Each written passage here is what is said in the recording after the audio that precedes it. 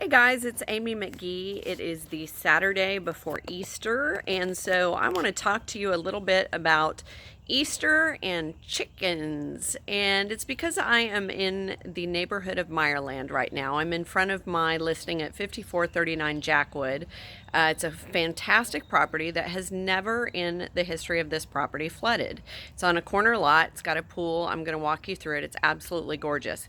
The reason we're going to talk about chickens, bark, bark, right before Easter, where we have Easter eggs and chickens lay eggs, is because there are some people who are feeling a little chicken about the neighborhood of Meyerland because the southern parts of Meyerland did flood during two of the major floods in Houston in recent years.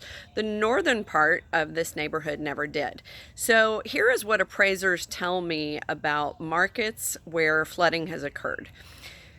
It typically takes 5 years for a market to forget that parts of a neighborhood have flooded. So during the 5 years after a flooding event, you will see depressed prices, depressed markets, and basically you can come in and get a home for an absolute song.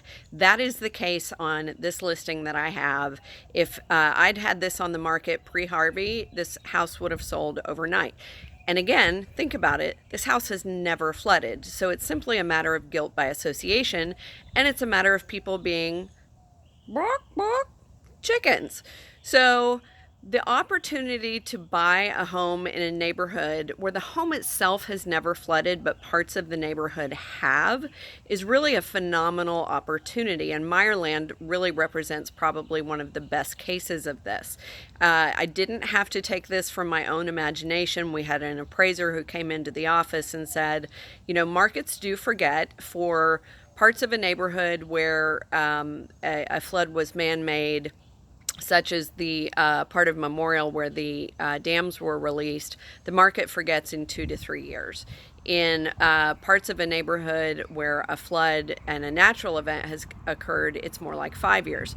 So if you are not a bark, bark chicken around Easter, you have a chance to get in and get a lower price on something while the market is just afraid. Markets are driven by fear and confidence. Much like the stock market, real estate has a lot to do with fear and confidence. And that fear can sometimes be irrational, just like in a situation like this one where I'm standing on the lot of a home that has absolutely never flooded. So I'm going to walk out, give you a quick tour of this gorgeous home on a gorgeous day in Houston, Texas, where we are in a tree-lined neighborhood.